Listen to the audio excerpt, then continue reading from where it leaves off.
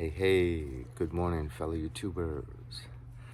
So, I'm gonna give my best shot at story time this morning. So, let's see. Okay, so I had this roommate in college, and the main thing we had in common was, um, enjoyment of a good time and dating girls. And we had to cover for each other a few times because we lived together. So that was kind of our bonding spot where, girlfriends would come over and we'd have to kind of fib for each other when the girlfriend was knocking at the front door. And so that kind of formed a bit of a brotherhood between us. But we agreed, he said, I want to go fishing. I want to go out on one of those charters and do an all-day fishing trip. I said, I've been doing that my whole life. I'm on board, no pun intended.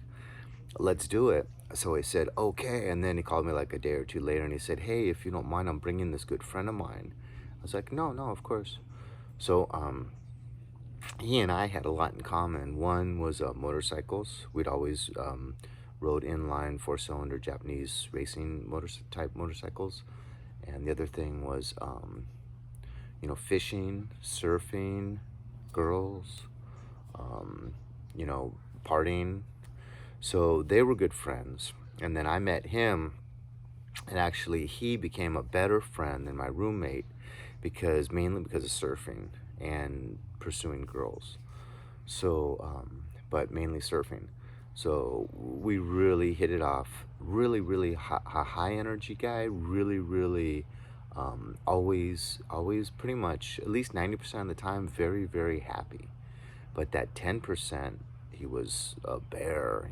You'd always be 90% of the time extremely happy, but then 10% of the time just like you didn't even want to be within 10 feet of him. But anyways, so every Saturday and Sunday morning we'd pretty much go surfing together.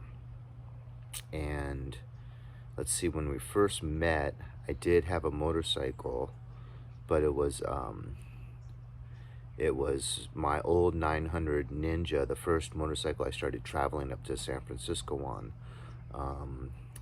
But I guess I wasn't really riding that religiously on the weekends. I more kind of saw it more as like once every 3 months, taking a whole weekend off and traveling on it. Anyways, so we were surfing almost every Saturday and Sunday morning together. But then around 2000, actually in 2000, when I realized my divorce was heading south, I went and bought that Vulcan 1500 Kawasaki Mean Streak. And back in that year 2000, they were actually called a 1500 because I had someone say to me, why'd you call it a 1500? It's a 1450 or something like that. But then on the air cleaner, it actually says 1500 on the air cleaner when I looked at some old photos. So it was called a 1500 Vulcan Kawasaki Mean Streak. And when I got that, man, every weekend I just wanted to ride Saturday and Sunday. So he started getting a little irritated with me that he lost his surfing partner. I mean, mainly Sundays. I'd go surfing every Saturday morning with him pretty much, and then go ride my motorcycle on Sunday mornings. So then he came to me one day. He'd come by every day after work. He'd come by usually for a few games of chess. And so we're playing chess.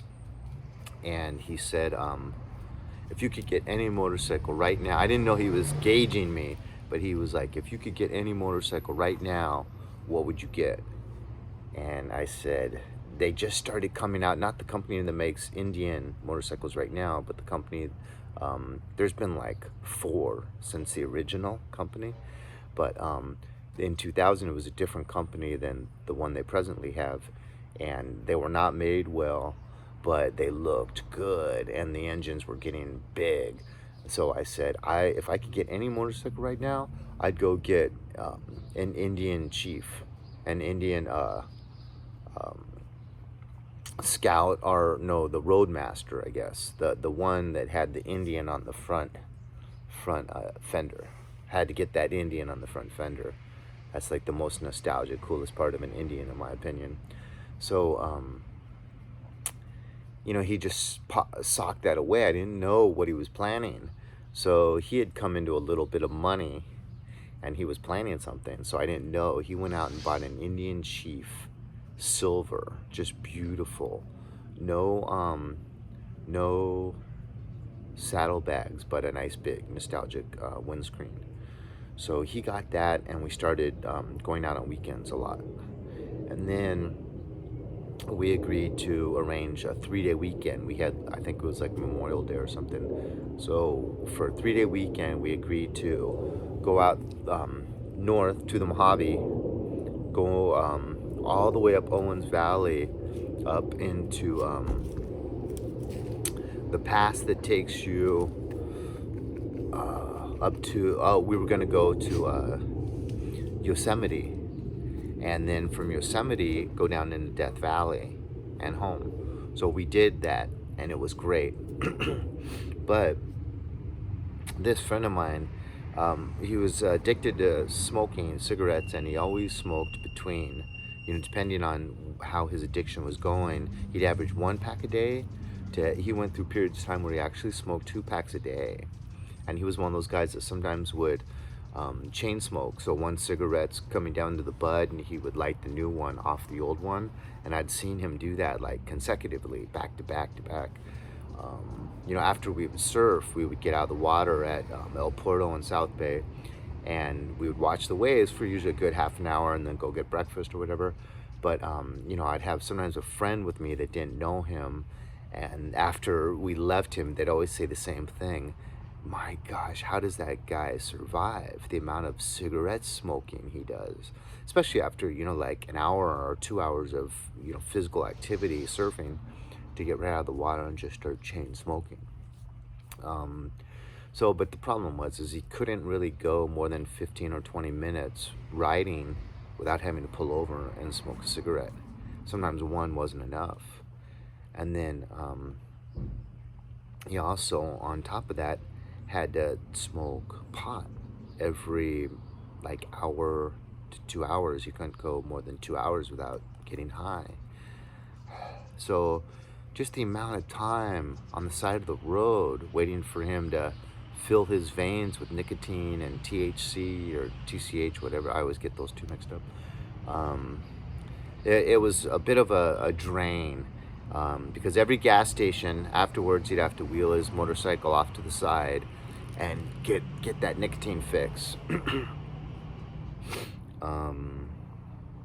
Man, I'll never forget though, on that trip driving through the Mojave, the winds were averaging between 60 and 70 miles an hour with 80-mile-an-hour gusts. And so there's a long straight 4-lane highway, 2 lanes in each side. It's funny, I can never make one of these videos without that blender going off. You hear that blender going? It's like, it feels purposeful. But anyways, so man, our motorcycle, you had to ride like this the whole way. And sometimes when you get the gusts, I didn't have floorboards on my Kawasaki Mean Streak at the time. I did later. But if I had had floorboards, there'd be times where my floorboard would be scraping the whole time in order to keep going straight. Man, it was really, that's pretty much the strongest gale force winds I've ever ridden a motorcycle through. And then on the way home, again, late at night, really, really strong winds coming into Mojave Desert. So we did the whole thing as planned. We went up into Yosemite. No camping was available. We just took our big old V-twins and rode through a forest until we were far enough from the highway with all the forested trees that you couldn't see our campfire. So we just made our own campfire in Yosemite. Kind of risky by today's standards. I mean, that would have been a hefty fine, I'm sure. So we spent the night there, went in the morning, rode through the valley in Yosemite, and then rode all the way down to Death Valley. So for you guys that know, that's a good, 3-hour stretch. But first we went the opposite way. We went down into the valley, did the whole valley, and then drove all the way back to where we were at the top of the mountain, bypassed that, probably 3 hours later, and then drove all the way down into Death Valley. And, we probably didn't have much sleep. We were probably drinking alcohol the night before. So, man, I remember just like feeling like I'm almost falling asleep on the motorcycle, as we're driving these huge, scary, dangerous passes. And got some good photographs, though, especially in Death Valley. Just beautiful. I love driving through Death Valley. Right now is actually part of the season to go to Death Valley, but that's a different story. So, but have any of you had like a really, really close friendship or even romantic relationship where you kind of can pinpoint the why and the fork in the road, the why, where that relationship started going separately? Because this individual really did, for years, was kind of like almost closer than a brother. I mean, we literally spoke every day. We almost saw each other every day. I mean, I told you every day after work, he would swing by my apartment to play chess. And we'd go surfing on weekends, and then we'd try to meet girls on weekends, and then he got that motorcycle, so we were doing motorcycle stuff on the weekends. So we were really like this, but that weekend it was so hard to kind of tolerate all of his cigarette breaks, all of his marijuana breaks. And then on the way home, so it's like 11 o'clock at night, and we've been riding all day, and it's Sunday night. I got work in the morning, and it's like 11 o'clock, extremely windy. We're driving into Mojave, and I'm exhausted. And he pulls over under a freeway overpass in order to have enough wind protection to light another cigarette. So, you just want to get where you're going at this point. It's 11 o'clock. I got work in the morning. The, 60-mile-an-hour winds. It's cold. And he's pulling over to smoke a cigarette, and I'm like, and I know that we're basically like just 10 or 15 minutes out of Mojave, where there's a Motel 6 where you can get a room for $36. So that would literally be, like $16.50 each. And so I was, suggesting, hey, let's get a room. I mean, I can get up at 5, hightail it into town, and still make it to work on time, maybe 15, 30 minutes late. He was like, no way. We're just outside of LA. I'm just going to muscle it home.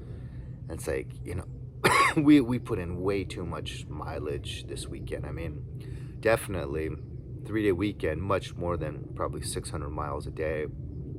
So my ass is dragging, and I'm thinking about survival, about actually making it to a bed without having it be a hospital bed.